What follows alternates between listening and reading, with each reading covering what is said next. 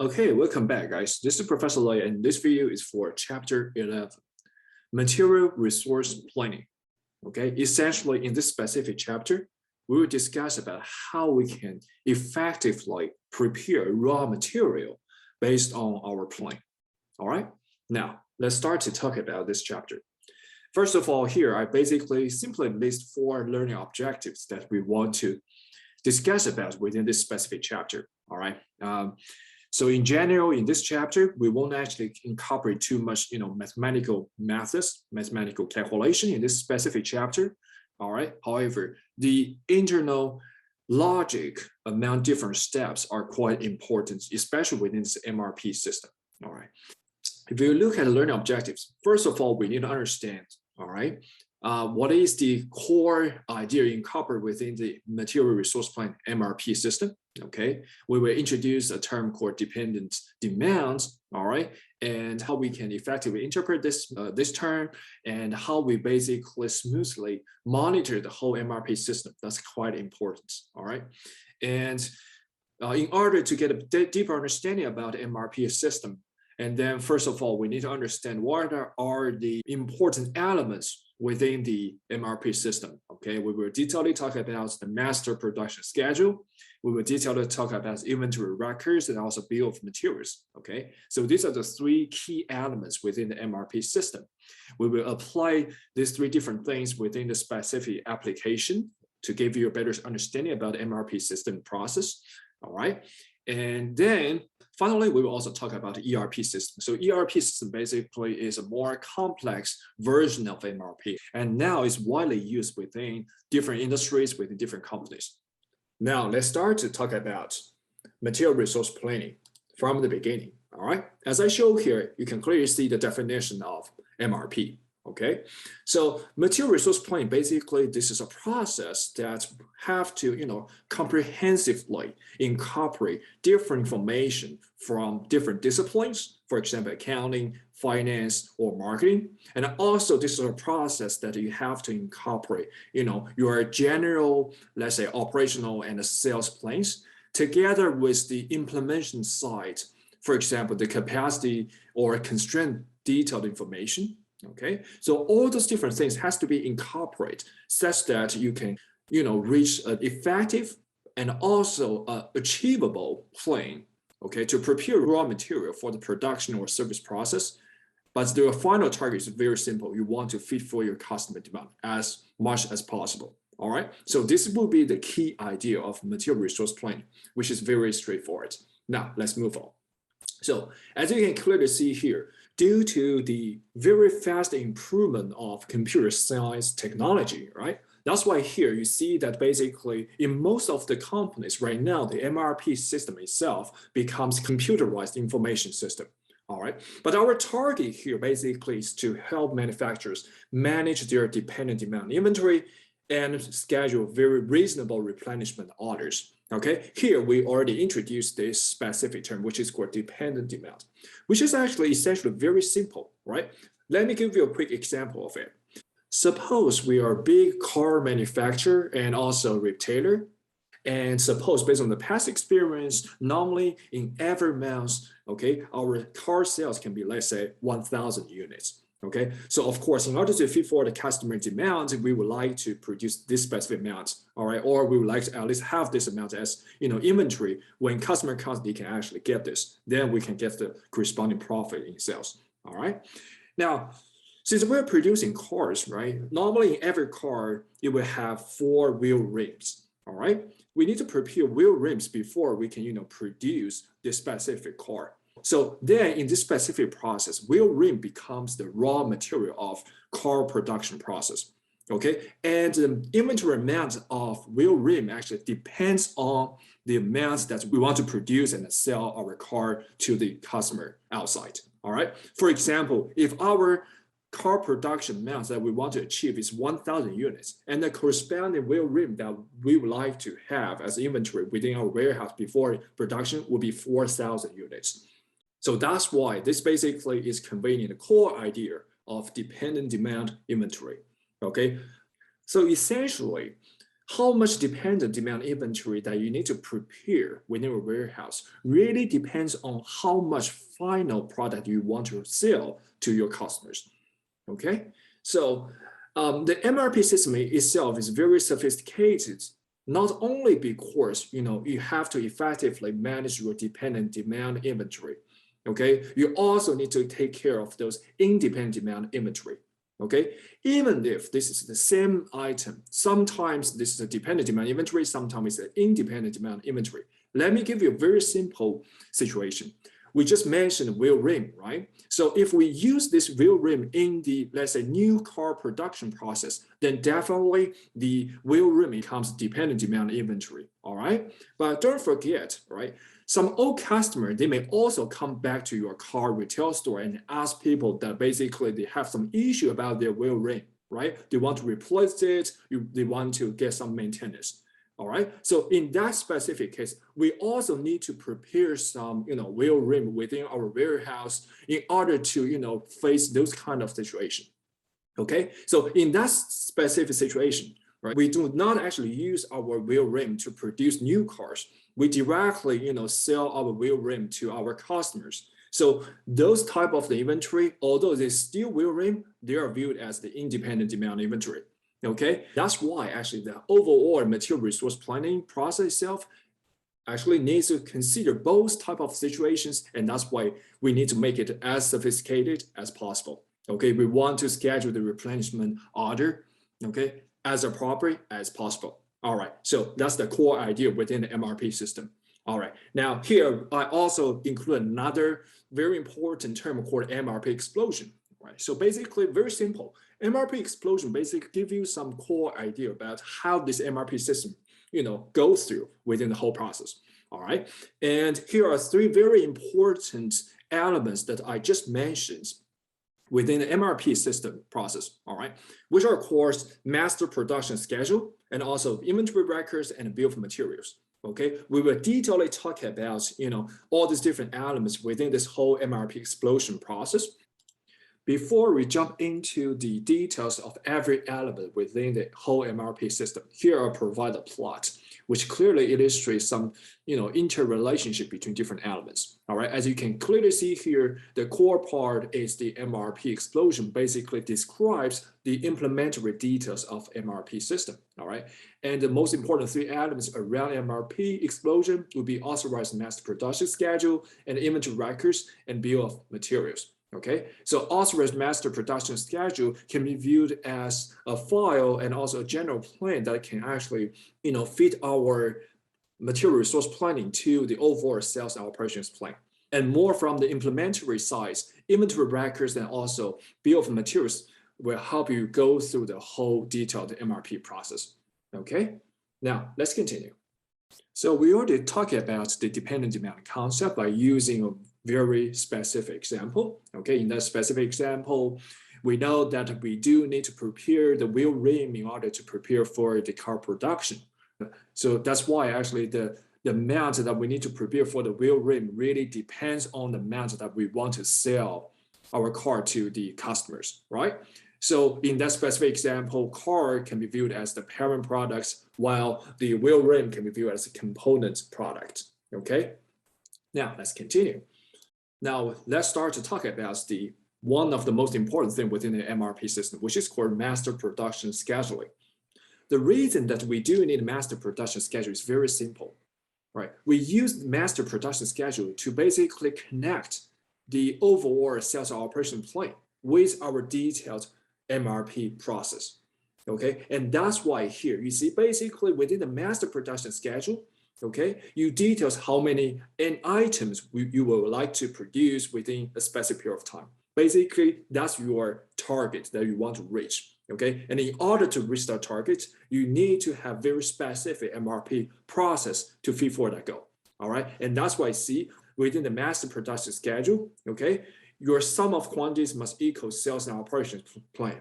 Of course, because that basically your final target, that's your target you want to reach, right? And also you want to effectively and efficiently allocate your time, your equipment, your employee, right? don't forget the capacity management, the bottleneck, and also the constraint management takes a very important role during this whole process, which actually limits your ability about doing different production process. Okay, now let's continue. Now, suppose we use a very specific example to illustrate the whole process of master production scheduling. Okay, very simple. Now, suppose we are a manufacturer of a family of chairs. Okay, and after incorporating both our sales and operations plans together with our capacity limitation, all right, let's decide to basically produce 670 units of different chairs in every specific month.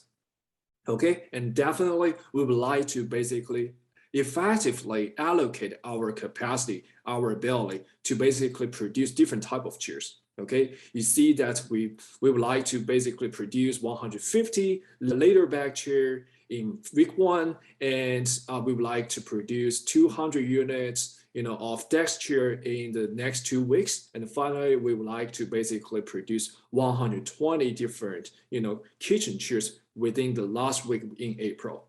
Then you may wonder why in this specific manufacturer production process, they produce different type of chair in different specific week instead of simultaneously producing different chairs in all these different weeks. The answer is very simple, because normally if we produce different type of chairs simultaneously, it may incur a higher setup cost. So in order to get rid of that, we may prefer producing one specific type of chair in this specific week, and then separates the production process such that it actually will minimize the setup cost during this whole process. Okay, and suppose this whole process is most effective allocation. All right, now let's continue. So here, this is just a very simple graphic illustration about how the authorized master production scheduling is finally generated. All right, and you can clearly see here, as I just mentioned, we use master production scheduling to connect the overall operational and the sales plan with our MRP system, right? But when you start to propose it, it may not actually perfectly fit for the connection role. That's why, you may go through a few different rounds, different circles in order to finally get the authorized master production schedule. Okay, so that's actually very intuitive. Now, let's come back to the example that we just mentioned to help illustrate how the master production scheduling works within the MRP system. Very simple. Now, suppose I give you this figure, which is basically part of the master production scheduling for chair manufacturing, all right? And it's more specifically, this is for the ladder back chair. Now, suppose we are standing at the beginning of April, all right? And this 55 units basically represents the inventory amount at the beginning of April, which is 55 units, right? So here we also list a few other terms, okay, within the master production scheduling. Very simple. I will help you illustrate the key idea of the interrelationship among all these different terms. Now, let's start. Suppose at the beginning of week 1 in April, all right, currently we have 55 units inventory of ladder back chair on our hand, all right? So here, the MPS quantity basically represents a new production amount of ladder back chair within this specific week, okay? So here, although here we know that within this specific week, the MPS quantity is 0, okay? But it definitely can be any positive number, all right? Now, after we incorporate the MPS quantity, then the overall inventory amount will be the summation between our inventory amount at the beginning and also the MPS quantity, right? That's actually very intuitive. But don't forget, all right, after you have this overall inventory amount in this specific week, right, you will also sell part of your inventory to the customer, okay? So the estimation of the sales amount in this specific week really depends on your forecast and also the customer orders. Okay, so here, normally within the MPS, we would like to use a more conservative process for our inventory. That's why normally for the estimation of the market demand, we normally will use a higher amount between forecast amount and the customer order quantity amount. Okay, such that after we subtract the bigger amount between these two, the left inventory amount within our warehouse will be smaller. That's why we say this is a relatively conservative method, all right? Now, if we go back to the equation within the previous slides, it's much easier to interpret. All right, now let's start to interpret at the right-hand side. So basically, this will be the beginning inventory in this specific period. Okay, suppose we stand from the beginning inventory within the specific period. Okay, and then we plus the amounts that we further produce within this specific period. Okay, then the total amount here would actually represent the total amount that are available for you, all right, to basically deliver to the customer, right? Don't forget, we need to minus amounts that basically represents the estimation of the amounts that we will deliver to the customer. We call it projected requirements this week, okay? And the projected requirement this week, as I said, we determine this amount depending on basically the bigger amount between your forecast and your customer orders, the real booked amount, okay? And finally, after this calculation within the right-hand side, you will get the ending inventory within this specific period, okay? And we call it projected on-hand inventory and inventory, which is showing here, okay? So by basically plugging into the specific amount within the specific example, right? Then we start from the 55 starting point, right? And more specifically, since we know that in this specific week, okay, we won't do any MPS process, the production process. That's why we plus 0, okay, because you do not actually produce any new specific products, okay? And then since you know that your forecast is 30 and the customer orders are 38, okay, you pick up this bigger amount as your estimation of the market amount, okay? Then you minus this bigger amount to get your estimation of your, ending inventory at the end of this specific period, which is 17, which is showing here, okay? So which is very simple. Now, iteratively, now if we stand at the beginning of the second week in April, okay, then how we calculate projected on-hand inventory at the end of this specific period? Very simple. Now, since you are standing at the beginning of the second week in April, okay, what is beginning inventory? It should be 17, right? Because the ending inventory within week 1 would be the beginning inventory of week 2. That's actually very natural. All right, now here, suppose the production amount within week 2 is still 0. That's why it's plus 0 shown here, okay? Suppose you know that you will deliver part of your product, all right, to the customer, and that's why here, suppose we know that the forecast is 30 and the customer orders is 27, you pick up the bigger amount between this amount, and then you see that's why here you minus 30, okay? But finally, you figure out that the ending inventory, according to this specific calculation, is a negative amount, which is negative 13, okay? So what is the negative amount for ending inventory? That's not reasonable, right? Because inventory has to be at least non-negative. But here, if the ending inventory is a negative amount, it actually conveys a very strong signal. Basically, it indicates that, right, if we keep doing that without any further production, you will have back order situation. Okay, so that would be the very strong shortage signal that you have to deal with. Okay, so if you do not actually want this kind of situation happening, you have to produce some new amount. And we all know that basically the production process really takes time. Suppose in this specific example, the production process will take 1 week to complete. All right. So in order to have, the finished MPS quantity at week 2, you have to start to produce in week 1. That's why if we further go to the mass production schedule, okay, you see that in order to make the ending inventory as a positive amount, you have to basically have certain positive amount of new production quantity amount as week 2, all right? But in order to have this specific amount, you need to start to produce in week 1, okay? Suppose here we tell you that basically the production amount that we would like to start to produce in week 1 is 150. After this 1 week production, finally, this 150 new production amount will sit in your warehouse, okay? And with this new 150 units of production amount, all right, your ending inventory will be changed definitely. See, here, we still have 17, right? At the end of week 1, or you can view it as a beginning inventory at week 2. All right. However, here after the production process, in week 2, there's a new 150 units of products sitting within your warehouse, right? So that's why 17 plus 150 will become your new available inventory amount. And since we do not actually change any information related to the market demand estimation, right? That's why here you see the bigger amount between forecast and actually the real customer order is still 30. That's why you see you minus 30. Okay, so you use 17 plus 150 minus 30 to get the updated ending inventory within week 2.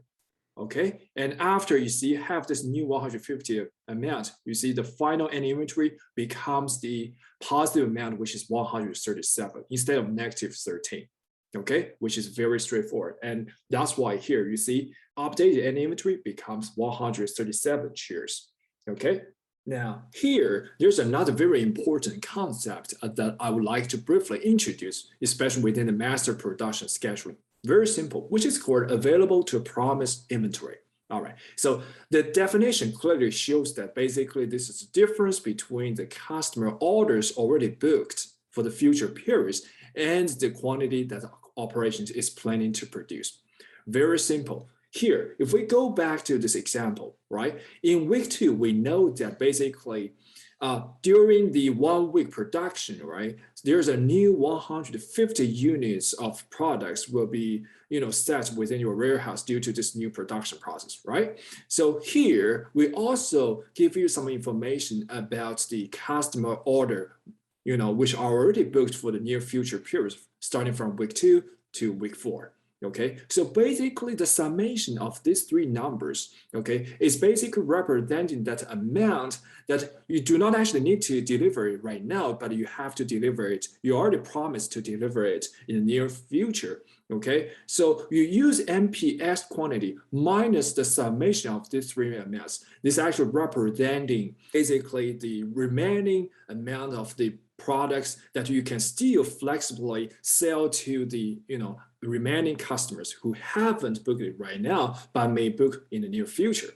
Okay, so that's why basically available to promise inventory is conveying the idea. What is the flexible amounts that you still have to basically sell to the remaining customer who haven't booked it right now but may book in the near future? Okay, so that's why here within this specific example, you just use 150 minus the summation of these 3 numbers, which is 59, will give you 91 units. So basically, you still have 91 units within your warehouse that you can flexibly, sell to any remaining customer who haven't booked the product, right now, but they may book it in the near future.